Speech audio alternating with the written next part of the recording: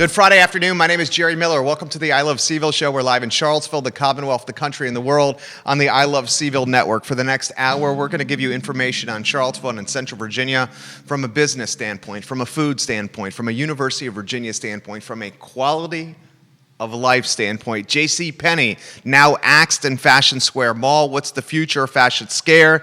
And how will Amazon be tied to Fashion Square Mall moving forward? We'll give you a list of bankrupt retailers, big brands that you know and love that are now bankrupt. This list will scare you. Applebee's on Route 29. Hasta luego. Peace out. Hit the road, Jack. Applebee's on Route 29. Branchlands, to be specific, is now closed. Paradox Pastry is reopening. We'll tell you about that reopening. We'll thank our friend Scott in Virginia Beach for passing that along to us. Virginia Tech has suspended 7 students for partying. This a day after Radford suspended 3 students for doing the same, including 1 suspended for an entire year. That's 2 semesters for having a keg party. Virginia Tech now dropping the hammer.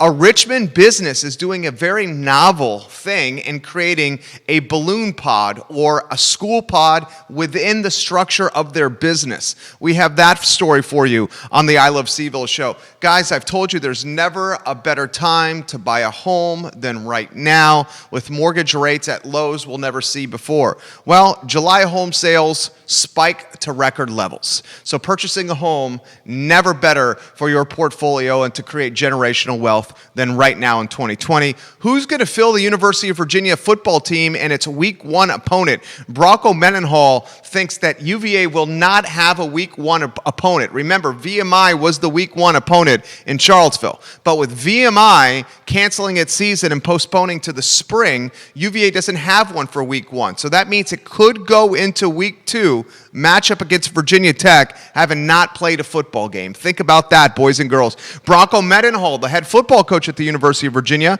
now on ESPN. We'll recap what he had to say with ESPN. And how about an attendance question for Scott Stadium? We told you yesterday that the Georgia Bulldogs are going to allow roughly 20 to 23,000 fans in attendance in Athens for home football games, 4 of them at Georgia. How about Scott Stadium? We'll talk about that on the I Love CVille show. We'll thank Interstate Pest and Service Companies for being a part of the show. Interstate is a home's best friend.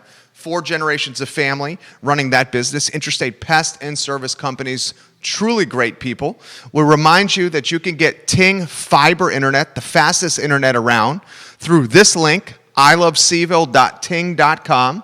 If you use that link, ilovecville.ting.com, you'll save $288. That's the best deal for the best internet possible. Do it. We've done it. It's amazing. It's game changer. First headline, Judah Wickower. Are you ready to do this? Judah Wickower is the director, guys. Give the show a like and a share now. Hammer the like button. Hammer the like button. Have comments and perspective that you have to offer. Put them in the comment section, and I will relay them on air. Well, Judah, I think we got to lead with JCPenney. JCPenney axed, peaced out, hasta luego, hit the road, Jack. You're done. Bankrupt. Fashion Square Mall. JCPenney's closing 2 in Virginia, 1 of them in Charlottesville. This is a huge anchor tenant for this mall. Huge footprint. Signage for JCPenney you can see from the road. Big time tenant. So immediately we got to ask what's going to go there. And we talked about this earlier in the week of the influence that Simon Property Group has. This leads us, Judah Wickower, to our second headline. Put that on screen from Forbes magazine, one of my favorite publications. So Simon Property Group is the group that controls Fashion Square Mall. It is the largest retail owner, I'm talking brick and mortar owner, in America. Simon Property Group has created a new company called Spark Group LLC. And Spark Group LLC is, in lack of better phrase, just essentially a private equity firm that is buying big-time brands that are hemorrhaging money, that are bankrupt, or that are big-time distress. So here are the brands that Simon Property Group, the people that own Fashion Square Mall, here are the brands that they have purchased already. Simon Property Group bought Aeropostale. You guys know Aeropostale. It's a brand for teens and youngers, 20-somethings and youngers. Simon Property Group bought Aeropostale for $243 million this year. Aeropostale has 400 stores across America. Simon Property Group bought Forever 21. Forever 21, another brand for teens. For $81 million, Forever 21 has 448 stores. Simon Property Group bought Brooks Brothers. They bought Brooks. I'm wearing a Brooks Brothers shirt. All the button-downs that I wear are Brooks Brothers. One of my favorite brands out there is Brooks Brothers. And Simon Property Group bought this brand for $325 million, 125 Brooks Brothers stores across America. And Simon Property Group just bought Lucky Brands. They make great jeans for $140 million, 200 stores. So you add up all the stores, Simon Property Group across there's 4 brands, that's 1,173 stores, just shy of 1,200 stores across America. You add up all the money that they've spent, and I'm going to give you a rough estimate as I calculated on the fly, so 400, 540, 540, rough estimate, just under $800 million Simon Property Group has spent on distressed or bankrupt brands. Take it a step further. Simon Property Group is now in the process of creating a joint venture with Amazon.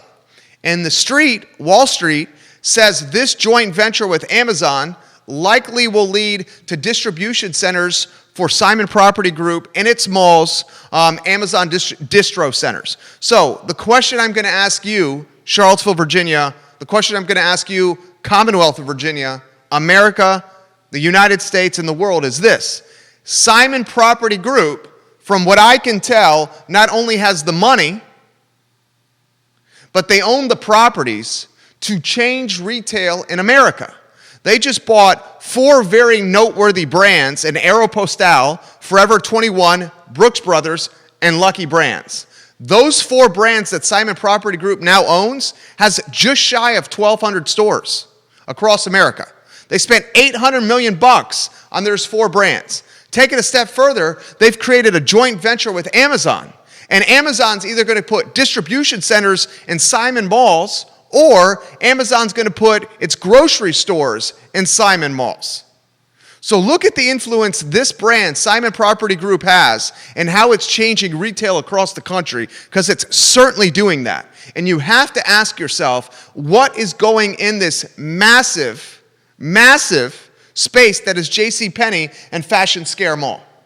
It's either going to be a grocery store or a distro center. You're going to have a hard time finding brands that are willing to take up that much square feet.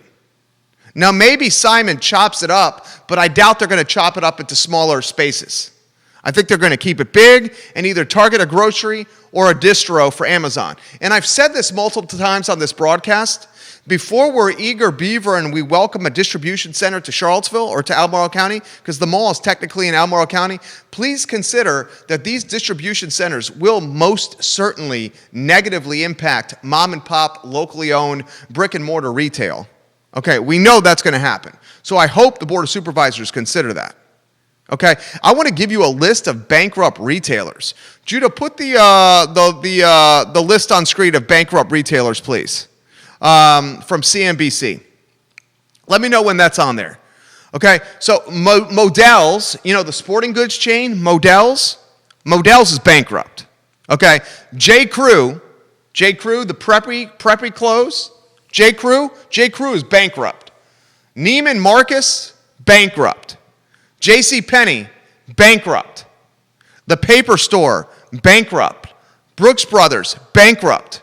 Lucky Brands, bankrupt. Steinmart, bankrupt. Lord & Taylor, bankrupt. Guys, these are some of the biggest brands out there. I mean, you have heard of J. Crew, Neiman Marcus, JCPenney, Lord & Taylor, Steinmart, The Paper Store, Brooks Brothers, Lucky Brand, all bankrupt. Okay, Blue Apron, you know the meal kit company that delivers food to your door? Well, Blue Apron is on the cusp of defaulting on debt. It can't manage its debt service. How about Wayfair?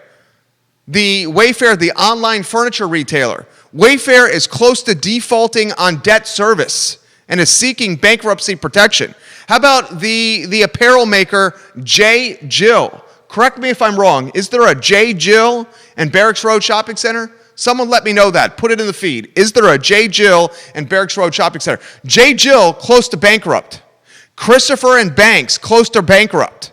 Destination XL Group, close to bankrupt. They're falling, and they're falling hard, and they're falling fast.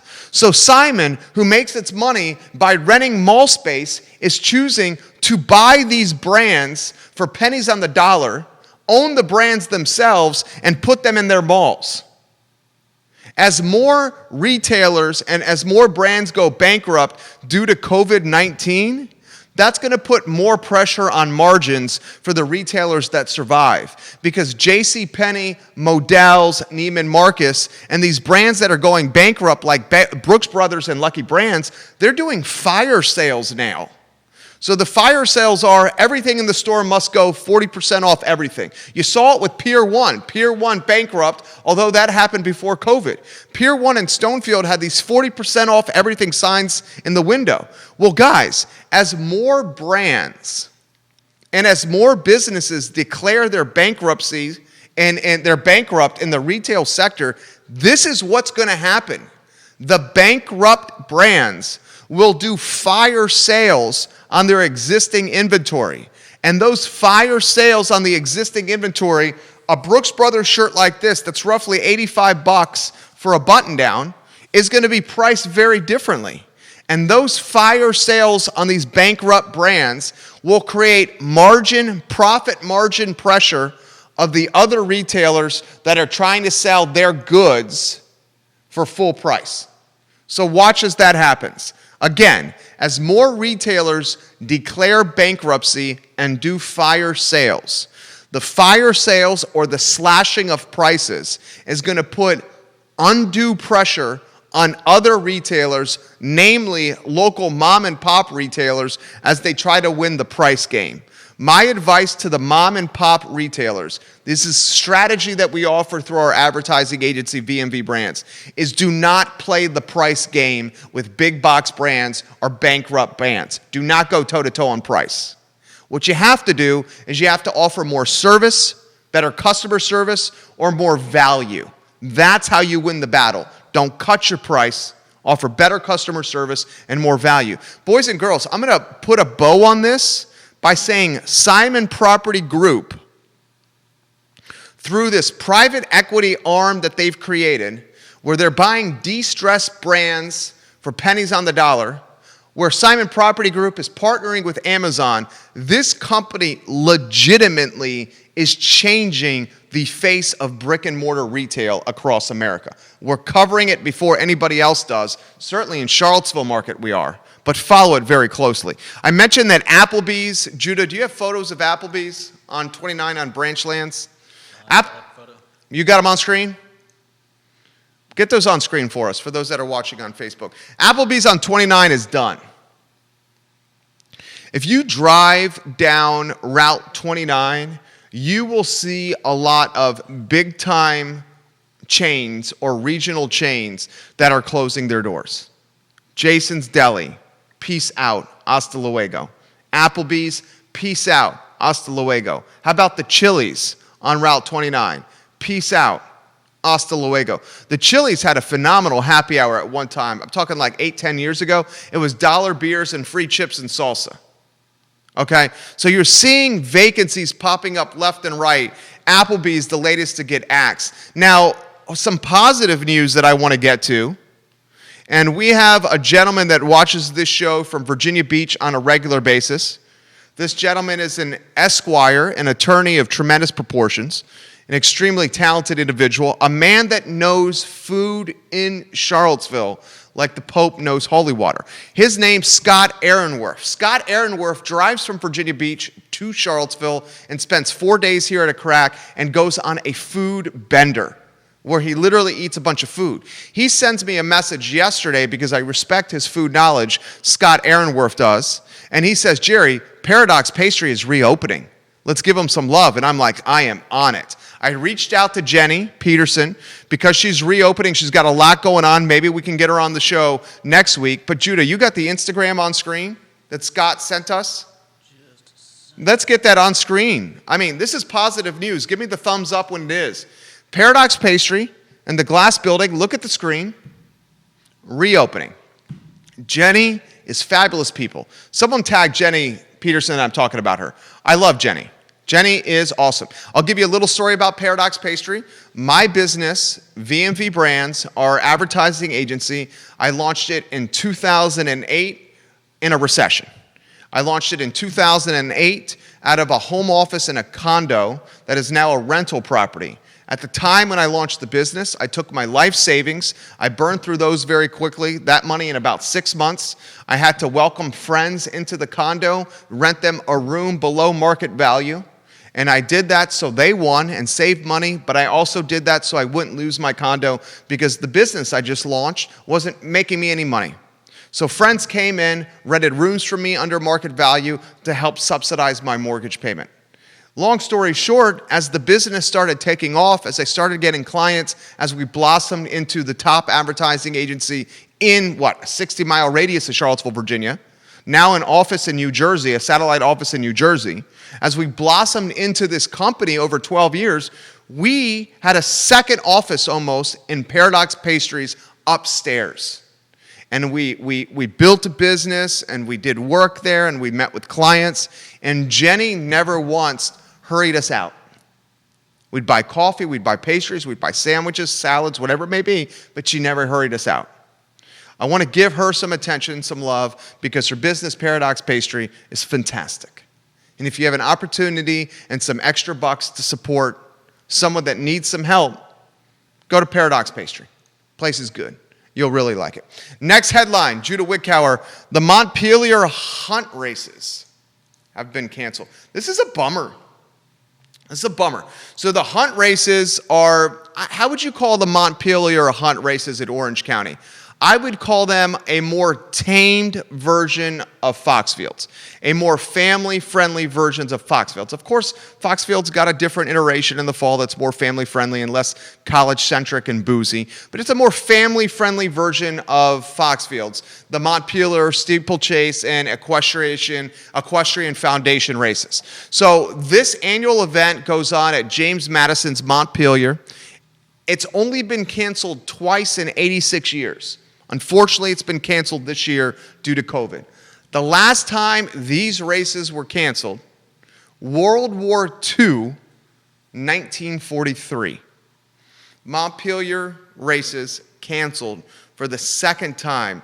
This a hurt on the local economy as 15 to 18,000 people flood James Madison's former home for these races. You heard me correctly. That's a hell of a lot of people, 15 to 18K, going here, spending money, getting booze, getting tailgate food, getting clothes to dress up, getting the hats to look nice, spending money locally, and when the races are done, you went to the restaurants and you continued spending money.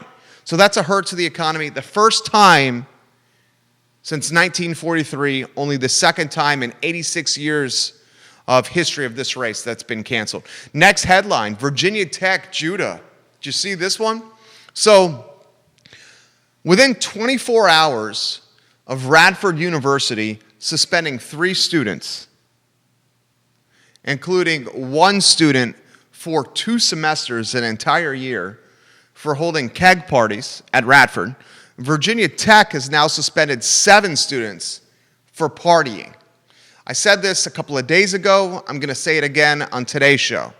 Can you imagine that phone call to your parents, to mom and dad? They drop you off at school less than a week ago. Mom and dad, I'm sure, said something along the lines of, son, there's a pandemic out there. Let's be responsible and please use your head before you're acting. I've heard that many times from my parents.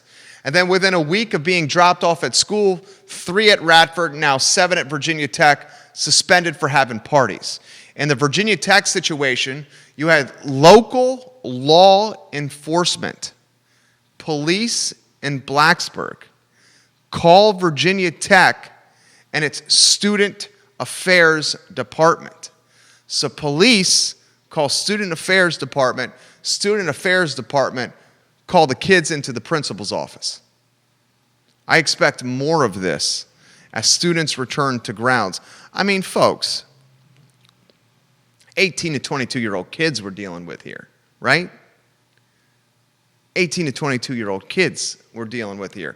I'm curious if the parents will pursue legal action against the universities for suspending them for partying off campus. These aren't even on-campus parties. They are off-campus parties. It would seem to me, and I'm no Scott Aaronworth, phenomenal Esquire attorney out of Virginia Beach, but it would seem to me that if you're partying off campus, you have different liberties than the partying on campus. And in the Radford case and in the Virginia Tech case, all 10 students off campus partying. Next headline from Capital City in the Commonwealth Judah, Richmond, Virginia. I want this to be something that businesses consider for Charlottesville and Central Virginia. So this is why I'm running it to you. Give me the thumbs up. It's on screen. Look at the screen. So there's a company in Richmond, and this company has roughly 40 employees. And this company, guess what they do? They sell balloons. Literally, they sell balloons. They're a Chesterfield-based balloon company called E&R Sales, Inc. Well, this Chesterfield-based balloon company has 40 employees. Many of the 40 employees are women. I've emphasized on this network many times, unfairly, and of tremendous concern to me, I feel the education, virtual education, more responsibility unfairly is going to fall on women. This particular business owner, Elisa Mast, has said that was the case for her company, E&R Sales, a Chesterfield-based balloon company where many of her employees are moms and women. So many of the employees of this company, the women, were asked to stay home with students as they learned virtually. It's unfortunate, it's sexist, it's wrong, it's just not right. But for whatever the reason, maybe it's generations of social norms, that's probably what it is, generations of social norms, women are being asked to pick up more of the slack in this new virtual learning ecosystem at home. And because they're picking up more of the slack in this virtual learning ecosystem at home, they are being asked to deprioritize work, which is going to impact vertical potential and climbing the career ladder for so many talented women across the globe. Well, this particular Richmond business that has 40 employees, many women themselves, they and its CEO are taking matters into their own hands. They are creating a space at the balloon company in Chesterfield where students, 11 of them to be in fact, many of them high school age, can go to the business, learn in this area at the business, have a dedicated Wi-Fi or a dedicated ISP for the pod, for the school, so not to interfere with the business ISP, and get this, the CEO of this company has hired an educator, a teacher from the public school system to teach these 11 kids. So this is a variation of the pods we're seeing in neighborhoods, right? And this is why I wanted to bring it to your attention. You got a company that has 40 employees. This company has 40 employees, mainly women. The CEO of the company realized that she was going to lose 25% of her workforce because the moms, 25% of them, 10 of them, were going to stay home to help their kids learn virtually. She was fearful of losing her workforce. So she pivoted, she got entrepreneurial. An entrepreneur and a CEO, all we do is solve problems and come up with creative ideas to help our team members perform at their most proficient clip. That's what a CEO's job is, part of it. Vision, strategy, risk, solving problems. So this CEO says, hey, instead of losing 25% of my workforce, let's create a school here. I'm going to pay the teacher $50K and cover her bennies, and I'm going to ask her to teach these 11 kids.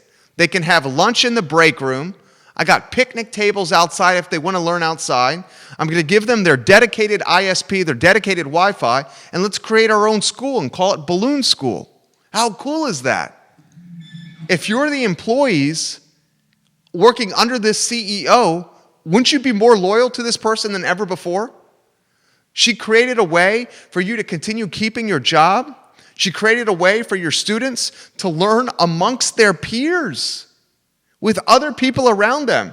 She's paying for a teacher. She's getting an ISP. She's using the break room. It is brilliant. It is brilliant. I encourage more of the businesses in Charlottesville and Central Virginia, more of the businesses in the Commonwealth. This network is worldwide. More of the businesses that are watching globally to get into entrepreneurial and to also create a pod at your work. Because I feel like if your team members realize how committed you are to their kids and their family, that they will be more loyal and committed to you as team members and work harder for you than ever before. So props to this balloon company in Chesterfield for coming up with a very creative idea. I love it. I love it. Next headline, Judah Wickhauer. First, before we get to home sales spiking in Richmond, Judah, I want to let everybody know how they can save $288 on Ting Fiber Internet. Put it up on screen. ilovecville.ting.com. Use that link, ilovecville.ting.com. You get the first month installation free. You get the first month free and installation free. That's the lowest price you're going to find for the best internet possible. It is freaking awesome. Okay? It is just absolutely awesome. Put your comments in the comment section if you have any of them. We'll get to your comments in a matter of moments on the I Love CVille show. I see the comments coming in. I see the comments here on Instagram and on Twitter. Scott in Virginia Beach says, Jerry, these college students need to call me, the ones that get suspended from college. Kelly Lewis, welcome to the broadcast. Scott's a fabulous attorney. So if you're one of these Radford students, 3 of them that got popped for doing keg stands and got suspended for a year, if you're one of the 7 at Virginia Tech, then you can call Scott. Mark says you can't get Ting in Charlottesville. Mark, that is not true. You can get Ting in Charlottesville. In fact, we got Ting in Charlottesville last week. So you 100% can get Ting in Charlottesville. We signed up for it last week. Give the show a like and a share. Give it a like, give it a share. Next headline, Judah, I think the next headline has got to come from home sales in July, right? I mean, did you see the spike in July home sales, boys and girls? We are setting records, literal records for home sales in the month of July during a COVID-19 landscape. I'm going to say this one more time, and then I'll get into this headline. Guys, it literally costs more for you to pay rent than to pay a mortgage in Charlottesville. A 2-bedroom home in this area, it's what? $1,600 a month rent, $1,500 a month rent for a 2-bed, $750 a pop, $750 a room. You can find homes in Central Virginia. Might not be in Belmont, okay? Might not be on West Main, might not be downtown, might not be North Downtown or Greenbrier, but you can find homes in Central Virginia within 20 minutes of Charlottesville proper, and your mortgage payment will be $1,300, $1,400, $1,500 a month, less than what you're paying in rent. There's not a better time to create generational wealth for you now than this point. So I'll get to the story. And those of us that do have homes that we own, all we are seeing is we're accumulating not only equity, but we're seeing the value of our properties increase. So we're making money through equity, and we're making money through our property values increasing. Understood? All right, so July home sales across the country spiked a record 24.7%. Sales of existing home sales soared 24.7% in July from June, according to the National Association of Realtors. However, the supply of existing homes has plummeted. Just 1.5 million homes for sale at the end of July. I'm going to repeat that. According to the National Association of Realtors, there were just 1.5 million homes for sale at the end of July in America. So the next step, what do we have to ask? How many people are in America? How many people in America, Judah? Is it roughly 325 people in America? America population, I'm going to say 325 to 328 million. Can you find that out for me? What is the population of America? I say 325 million to 328 million. Let me know. Put your hand up when you have that for me. So, Judah Whitcower, let's go to the Judah Cam. What's the population of America, Judah? Let's see. Let's go to the Judah Cam. It's 328.2 million as of 2019. Okay, so I was right. I said 325 to 328. It's 328.2. So, boys and girls, let's do some quick math. At the end of July, there was 1.5 million homes for sale in America. There are 328 Americans. Now, not all of them are homeowners. Some of those are children and kids and people under 21 that probably are not buying homes. Okay? And some of them have existing homes where they're not looking to purchase. But can you see that it's an unhealthy market from a supply standpoint? There are 328 Americans in the United States, and at the end of July, according to the National Association of Realtors, there were only 1.5 million homes for sale. So what's the next thing you should ask us? Okay? So this is how my brain works. My brain says, okay, sales of existing homes soared 24.7% from July to June. And July from June. Damn, that's impressive. Only 1.5 million homes were on the market in July, though? How many people in America? 328? Well, that seems unbalanced, right? That seems unbalanced. So what's it creating? The lack of supply when we have obscene demand. And the reason we have obscene demand for owning homes now is because people in densely populated areas like cities want backyards.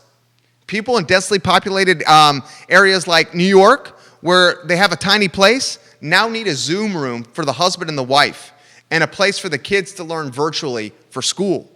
So people's needs because of COVID have changed with what they want with their house. They're working from home. They're learning from home. They're quarantining at home. They're spending more time at home than ever. So people have demand and want to buy houses. Well, if you don't have any supply and you have demand through the roof, what's going to happen? Supply and demand. Prices are going to go up. Values are going to increase. And that's exactly what's happening. Those of us that have homes are seeing an uptick in our property values because people want them. So every month we make a mortgage payment, we put a little money in a savings account called equity. And then at the same time, the value of our properties are increasing. So we're paying down our debt every month. And while we're paying down our debt, our home prices are increasing. And that right there is how you build generational wealth. That is how you start generational wealth. Just a little update. I want to get to the next headline, Judah Whitcower, and then we'll get to some comments. Put your comments in the comment section. If you want to hear some perspective on air, put them in the comment section of any of the Facebook pages you're watching this program upon, and we will relay those comments on air. Will UVA Football fill its Week 1 slot? That, my friends, is the million-dollar question. Bronco Mendenhall says, nah, dog, I don't think so. You got that on screen, J-Dubs? Look at the screen, guys. So what does this mean? We're less than 3 weeks away, boys and girls, from the start of college football in Charlottesville, Virginia. UVA does not have a Week 1 opponent. Its Week 1 opponent was VMI in Charlottesville. As a result, the Wahoos and Broncos football team, this team that we love, this team that drives the economy undoubtedly. This football team is going to go into its Week 2 battle against Virginia Tech having played no live action. That's a kick in the nuts. That's a bummer. Virginia Tech will go into that Week 2 battle against UVA having played NC State in its opener. So UVA is getting a little shafted because the opener was an out-of-conference opponent. NC State is an in-conference opponent for Virginia Tech. That's why that game is happening. VMI not in the ACC. So that's a bummer. I feel like that's a huge advantage for the Hokies in the Commonwealth Clash, and that they will have a game of live action under their belt when they square off against UVA and Bronco Mendenhall in Virginia football. So another question you got to ask yourselves is this. Week 1 if it is not full, and it's looking like it's not, and if week 2, UVA goes into the matchup against Virginia Tech in Lane Stadium, when will we next play a home football game if we're the University of Virginia? Well, I'm going to even straight up say this. Will we have a home football game for the University of Virginia? Because if memory serves correctly, and I'm looking this up now, the Cavaliers would not play a home game until week 5 when they host NC State on October 10th. Boys and girls, October 10th, from now until October 10th, that's less than 2 months. That's 6 weeks, right? Quick math, 6 weeks. 6 weeks in a COVID-19 landscape is like 6 years. Between now and October, with flu season hitting in the fall and the winter, we don't know what the heck is going to happen. So I'm going to straight up asking this question. With VMI no longer on the week 1 schedule, with it looking like week 1 is going to go empty, the home game for Charlottesville, and with the next home game not until week 5, when the Wolfpack of NC State arrive on October 10th, I'm going to straight up ask this question. Are you ready? Will we have one single home football game in Scott Stadium in Charlottesville in 2020? Because by October 10th, when the Wolfpack trot into Charlottesville, we could have a completely different situation from a COVID standpoint. Everyone is expecting a pop in flu season. Everyone is. And Bronco Mendenhall is now on ESPN. Get the ESPN headline up. Tell me a thumbs up when that's on screen. Go to ESPN.com, go to the college football tab. You'll see Bronco Mendenhall. I love Bronco Mendenhall. And he straight up says in this story, I'm torn. And he says, I'm torn for these reasons. Many of the reasons we've covered on the I Love CVille show. He says, how do we ask football players to play football when we're asking all the other students at UVA to learn virtually and not come back to grounds? He says, how do I keep my players safe when they have to tackle each other and jump on each other and sweat on each other and play football, a sport that involves more contact than any other sport except for wrestling? More contact in football than any other sport except for wrestling. So he's torn. And then Bronco also says, I talk to my guys, and my guys straight up want to play football, and I'm their head football coach, and they look to me for leadership.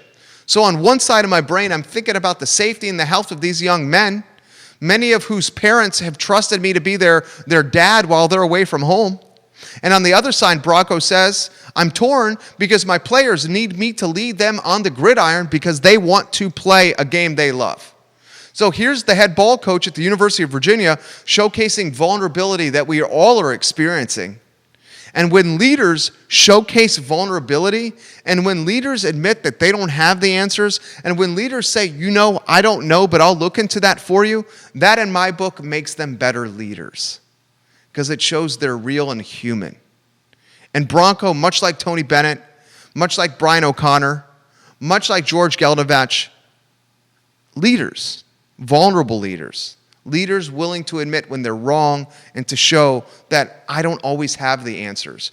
So Bronco tells ESPN, I'm torn because these parents of these players count on me to be their dads when they're away.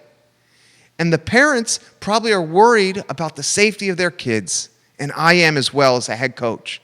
But at the same time, these players need me to lead them on the gridiron, and they all want to play. So what am I supposed to do as a football coach? I feel his pain and his vulnerability, right? Crazy times, man. I say this so many times, a Darwinistic, more so than ever, world we live in.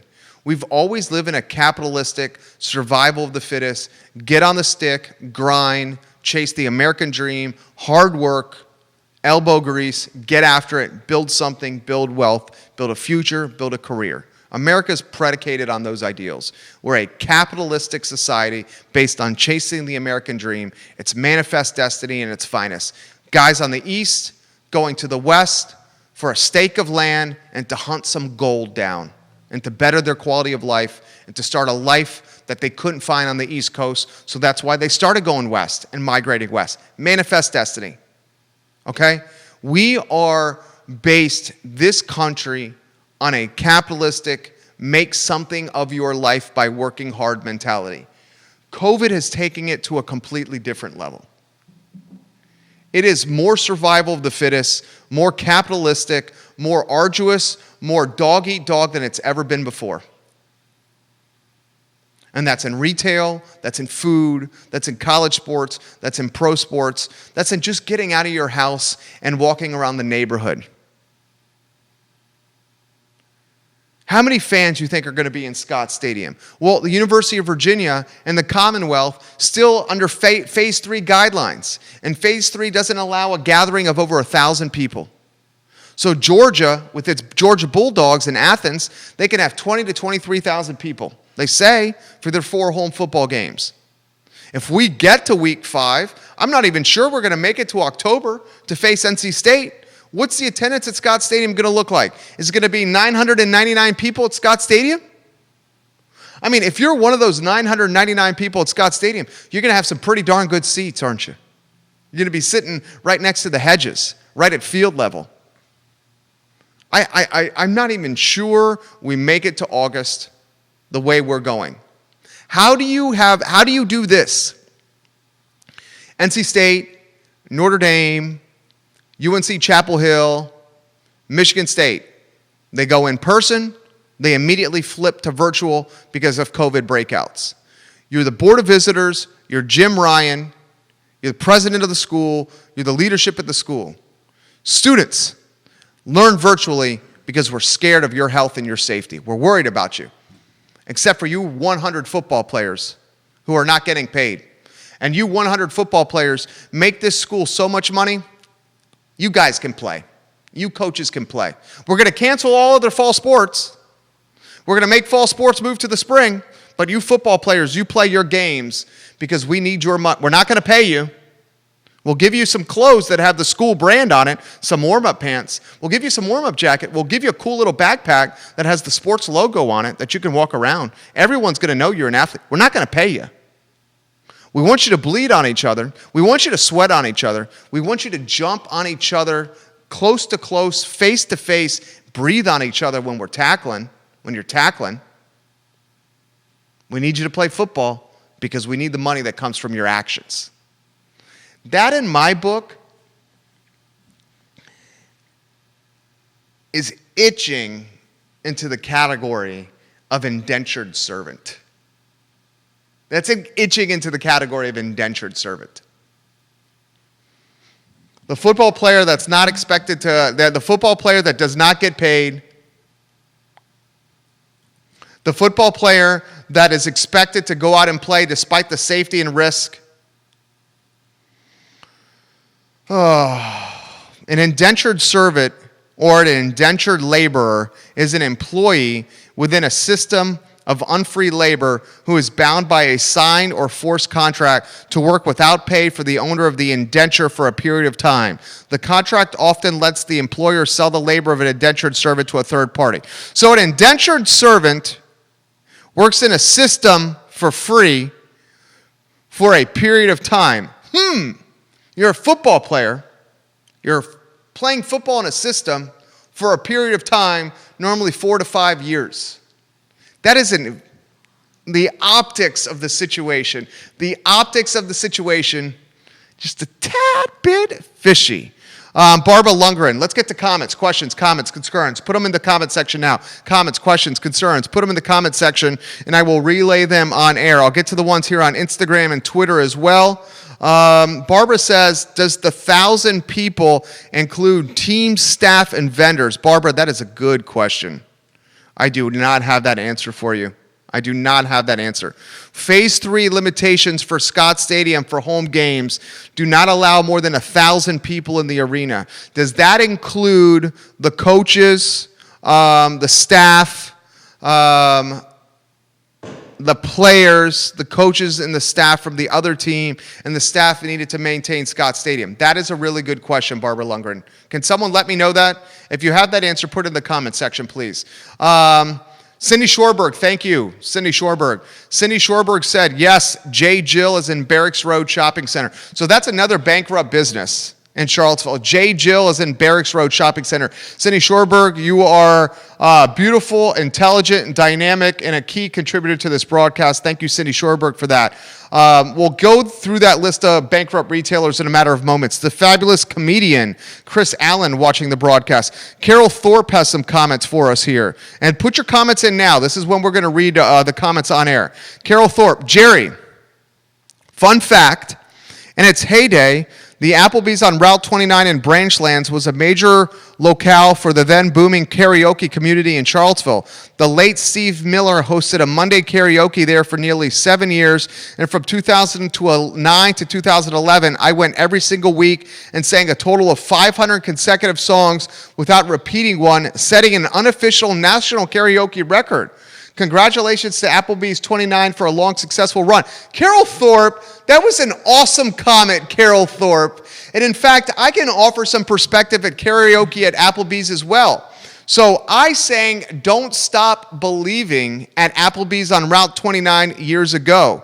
It was, in fact, a karaoke hotspot. Furthermore, I remember when karaoke migrated to the Baja Bean on the UVA corner. The Baja Bean is now what? Asados Tacos or something? What is the Baja Bean? Wings Asados? It's a wing joint, isn't it, Judah, on the UVA corner? Anyway, Baja Bean on the UVA corner, the fabulous Stacy Reed was the bartender then. Give Stacy some love in the feed right here. Steve Harvey was the karaoke guy. R.I.P. Steve Miller. Steve Miller had a gray beard.